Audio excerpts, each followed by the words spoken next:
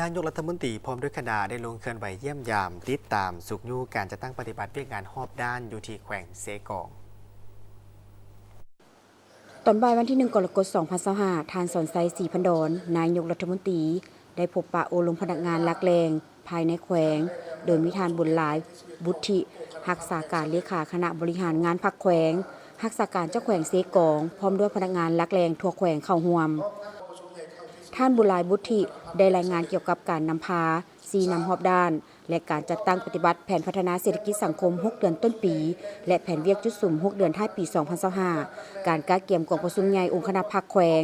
ผ่านการจัดตั้งปฏิบัติตัวจริงใน 6 เดือนต้นปี 2025 เห็นว่า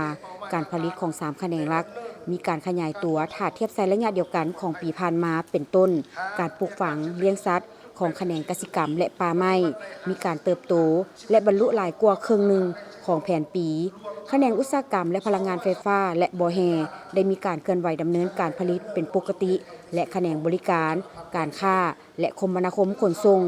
ดำเนินเป็นปกติเช่นการค้าขายยกขายย่อยการขนส่งโดยสารโรงแรมห้านอาหารรีสอร์ทบ้านพักแหล่งท่องเที่ยวคาดว่าหมดปี 2025 รวมยอดผลิตภัณฑ์ภายในจะบรรลุในระดับตามแผน 6.2 ส่วนห้อยการเก็บรายรับรายจ่ายงบประมาณเทียบใส่แผนปฏิบัติได้ 38.84 ส่วนห้อยของแผนปีสำหรับการกะเกี่ยมและดำเนินกองประชุมใหญ่3ขั้นของพรรคมาฮอดปัจจุบันการดำเนินกองประชุมองค์คณะพรรคเมือง4เมืองสำเร็จห้อยส่วนห้อยพร้อมทั้งแบ่งงานแบ่งความรับผิดชอบของบรรดาคณะบริหารงานพรรคเมืองสำเร็จและถูกต้องสอดคล้องตามนิติกรรมของศูนย์กลางพรรควางออกพร้อมนี้การดำเนินกองประชุมใหญ่คณะพรรคส่งกำลังประกอบอาวุธขั้นแขวงสำเร็จห้อยส่วนห้อยและการดำเนินกองประชุมใหญ่หากฐานพรรคอ้อมข้างแขวงสำเร็จ 93.25 ส่วนห้อยสำเร็จกองประชุมใหญ่3องค์การจัดตั้งมหาส่วนแขวงสำเร็จห้อยส่วนห้อยยังแต่สหพันธ์นักรบแขวงที่ยังบ่ทันได้เปิดคาดว่าจะเปิดในมม.นี้สำหรับการก้าเกี่ยมและดำเนินกองประชุมใหญ่ครั้งที่ 11 ขององค์คณะพรรคแขวงเซกองด้านเนื้อในแมนได้ลงทาบทามอยู่4ตัวเมืองและบรรดาแผนกการอ้อมข้างแขวงแมนสำเร็จส่วนด้านองค์ประกอบแมนกำลังอยู่ในขั้นตอนกะเกี่ยมลงทาบทามอยู่4เมืองและบรรดาแผนกการอ้อมข้างคาดว่าจะให้สำเร็จในท้ายเดือนกรกฎาคม 2025ได้สำเร็จการเสื่อมซึมมติ 3 ทับกมสพว่าด้วยการปรับปรุงกงจักรการจัดตั้งและสำเร็จการแต่งตั้งคณะปรับปรุงกงจักรการจัดตั้งขั้นแขวงและวางแผนการดำเนินงานละเอียดจะแจ้งและด้านอื่นๆก็มีผลสำเร็จและพร้อมจัดตั้งปฏิบัติในโอกาสนี้ท่านนายกรัฐมนตรีสอนไซศรีพันดรได้โอลมและให้ทิศชี้นำแก่คณะบริหารงานพรรคแขวงก็คือพนักงานลักแรงภายในแขวงเซกองซึ่งทานได้แสดงความสมเสยทุกแขนงการที่ได้เอาใจใส่เขาในการจัดตั้งปฏิบัติเวียกงานของตนบรรลุผลสำเร็จในการจัดตั้งปฏิบัติแผนพัฒนาเศรษฐกิจสังคม 6 เดือนต้นปีเวียกงานจุดสุ่มท้ายปี 2025ติดพันกับการจัดตั้งปฏิบัติ2วาระแห่งชาติผลสำเร็จทั้งหมดที่ญาติมาได้นั้นแม้นย้อนการนำพาซีน้ำอย่างใกล้ชิดมีความสามัคคีเป็นเอกภาพสูงของคณะพรรคคณะนำทุกขั้นของแขวงรวมทั้งการประกอบส่วนของประชาชนบรรดาเผ่าแขวงเซกองที่ได้สมทุกเหือแหงและสติปัญญา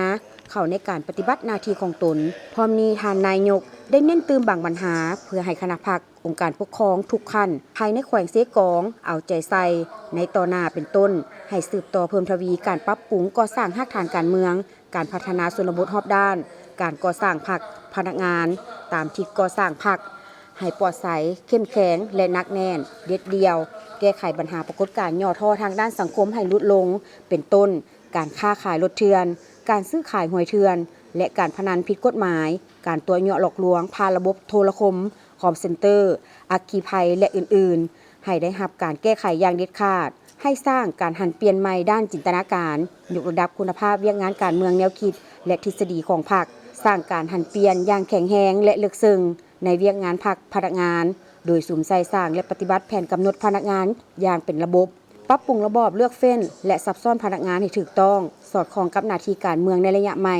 ปรับปรุงระบบการจัดตั้งกงจักรและกลไกเคลื่อนไหวของบรรดาองค์การอำนาจรัฐแต่ละขั้นให้เข้มแข็งและมีประสิทธิภาพมีภาระบทบาทจะแจ้งและหัดกุม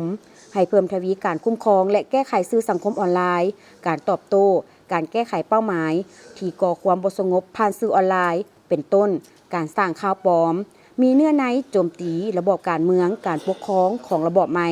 และการนำพาพรรครัฐ การยุแยแบ่งแยกที่มีหลายรูปหลายแบบ เพิ่มทวีความเป็นเจ้าการความตื่นตัว และความเป็นแบบอย่างเจ้าการของสมาชิกพรรคพนักงานทุกขั้นตั้งหน้าปฏิบัติแนวทางยุทธศาสตร์ป้องกันชาติป้องกันความสงบสุขอยู่ส่งเสริมอันเป็นท่าแห้งบ่มซ่อนสร้างการผลิตและบริการภายในให้เข้มแข็งรับประกันการพัฒนาแบบยืนยงเอาใจใส่จัดตั้งพันขยายทิศสีน้ำของพรรคในการสร้างเศรษฐกิจเอกราชเป็นเจ้าตนเอง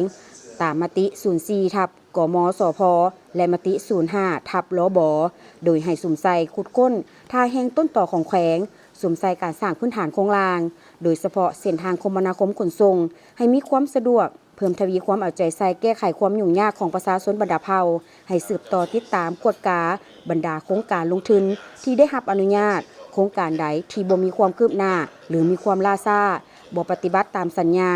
ส่งผลกระทบหนักหน่วงต่อสิ่งแวดล้อมและสังคมแม่นให้ปฏิบัติตามมาตรการกล่าวเตือนกำหนดเวลาในการแก้ไขอย่างจะแจ้งถ้าหากยังบ่ได้รับการแก้ไขแม้นให้ก้าวเข้าสู่ขั้นตอนการขอยกเลิกและถอนเอาโครงการคืนและด้านอื่นๆอีกเชื่อแน่ว่าภายใต้การนำพาขององค์คณะพรรคแต่ละขั้นจะเฮ็ดให้แขวงเซกองมีการพัฒนาอย่างบ่หยุดยั้งและสำเร็จผลในการกะเกียมการดำเนินกองประชุมใหญ่องค์คณะพรรคแขวงในต่อหน้าพร้อมนี้ท่านนายกรัฐมนตรียังได้ยกให้เห็นสภาพการภายในและต่างประเทศตื่นอีก